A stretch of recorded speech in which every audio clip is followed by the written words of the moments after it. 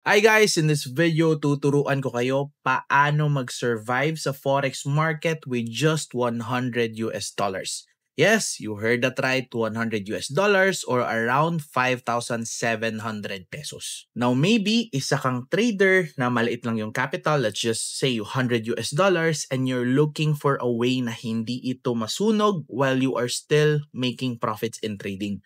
Or maybe na-experience mo na to, no? Pumasok ka sa forex, no? Either nag-manual trading ka, nangungopya ka ng signals, or maybe nag-copy trading ka. You earned money in trading. In the long term, eventually nasunog yung account mo or na-liquidate back to zero agad. If that is your experience, then this video is for you. But before that, disclaimer muna tayo. All content in this video is for learning only and is not personal financial advice. Trading carries real risk. You could lose more than your initial investment. Past examples don't promise future gains. Always do your own research, consider your own situation, and talk to a qualified professional before trading. And with that, let's get into it. Now, the reason why we're all here is, of course, we want to make money in the forex market. It could be in different way, shape, or form. Some of us, pumasok sa trading, we want to do manual trading. Tayo mismo yung nagba-buy and sell, or nangungopya tayo ng trades ng ibang tao. Whether we manually copy signals from groups or automated copy trading. And some of us, nasubukan na rin yung bot trading or gumagamit ng expert advisor or AI to do trading. Now, what usually happens pag ginawa natin to is, of course, na-hype tayo, nakita natin sa social media, may content creator or may coach, may guru, no, na nagbibigay ng strategy or maybe nagbibigay ng trading signals. Because na-hype tayo, what's next of the cycle is nag-deposit tayo. And dito sa Pinas, mga Filipino, tayo mga Filipino, ang common na deposit value natin is, of course, 100 US dollars. We do our trading, manual trading, copy trading, or bot trading. In the short term, kumikita naman tayo, but eventually, nasusunog tayo. This is the common cycle, and 95% of Filipinos, ito yung nai-experience sa trading. And let me explain kung bakit. It's because of two simple reasons, two variables in trading that is causing this. The first one is because of the PIP, percentage in point, no? A pip is the smallest price move that a given exchange rate can make. So that's the definition of pip. Yung pangalawa naman, it's lot, no? Forex is traded in specific amounts called lots. The standard lot is around 100,000 units of the base currency, but there are also mini, micro, and nano lots available. To make this simple and very easy, ikaw mismo gumagamit ka ng lot. Ito yung binabato mo sa market. Ito yung unit na binabato mo. Now, yung market naman gumagalaw siya in the value of pips, no, or pip. So lot multiplied by pip, that is your potential or your profit or loss. So yun yung basic computation natin. So we usually start with 100 US dollars kasi yun yung maliit na amount na affordable ng karamihan. And the lot that we use in trading, let's just use the smallest amount possible, which is 0.01. Now, nag-trade tayo whether we buy or we sell. And in terms of pips, common risk to reward ratio natin is 1:1 or 1:2. Willing to risk 1 to get 1 or willing to risk 1 to get 2. And in terms of pip, yung target pips natin, let's use this for the example only, ito yung gamitan natin, 100 pips.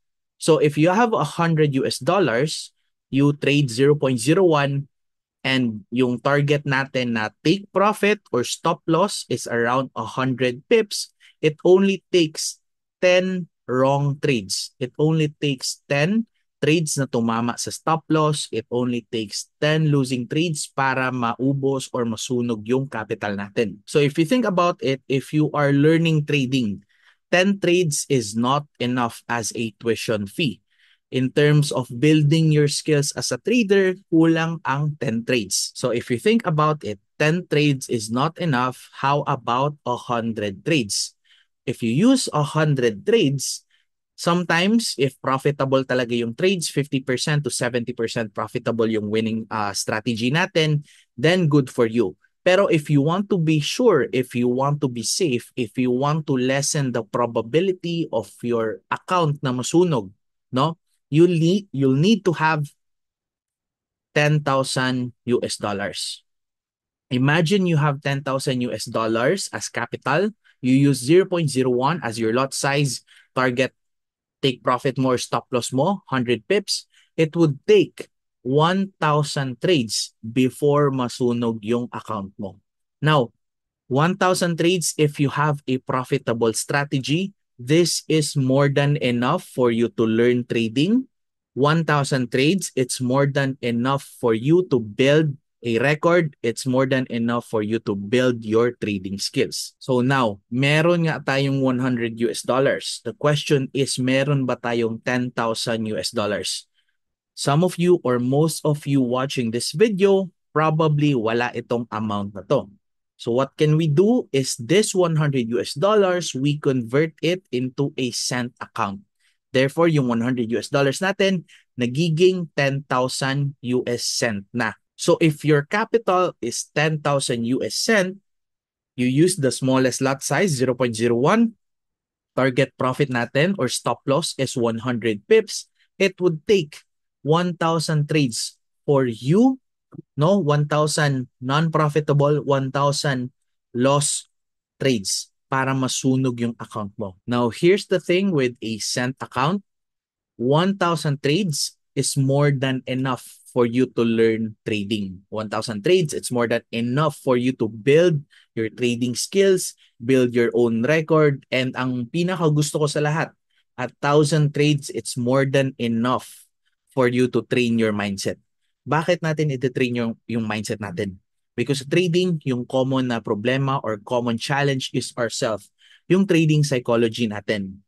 And then at the same time, if we continually see large numbers, alam kong cent yan, alam kong maliit yung value niyan. But if you can train your mind, you can train your eyes to see large numbers, once you get to trade a trading account na may malaking capital, it's gonna be easy for you kasi na-train na yung mind mo from the cent account.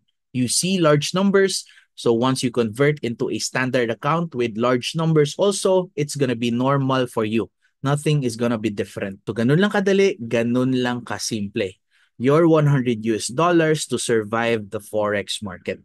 Now, common question, Coach, what if yung 1,000 trades natin stop loss lahat? If yung 1,000 trades mo puro losing trades, then you're either not using a profitable strategy, you're not trading, you're just gambling, you're not using the right risk to reward ratio, or you're just completely impatient, no? Sinugal mo na yung pera mo. If sinunod mo lahat yun, profitable strategy, right risk management, tamang psychology, yet natalo ka pa rin sa 1,000 trades, then maybe it's time for you to accept that trading is not for you. Hindi para sa iyo yung trading. So much better case for you is give up trading, try mo na lang yung copy trading or you do bot trading. Because there is a low probability, yes, may possibility for you to lose your 10,000 US cent with the right trading strategy, with the right risk management, with the right psychology. So I hope may natutunan kayo sa video na to, guys. And if wala pa kayong cent account, you can create your own cent account in the description of this video. Ando na po yung link, ilalagay ko na. And then at the same time, as of this moment, we have 11,000 plus community members sa ating JFX Telegram group. And we have now 50 plus profitable traders na nag-graduate sa Learn and Earn program natin. So yung Learn and Earn trading bootcamp natin, this is completely free. Wala pong bayad, no? Libre po ito. So if you want to learn 3 profitable trading strategies and guidance from our coaches, and of course, getting to know our training community, you can join our Learn and Earn free Forex education, no? Yung link nasa community na po natin. So make sure to join our community, guys. And if umabot ka pa sa punto ng video na to, I appreciate it a lot and I thank you a lot. So make sure you like this video and subscribe to my channel. Laking tulong po yun sa akin. Till our next video, guys. Happy trading and God bless.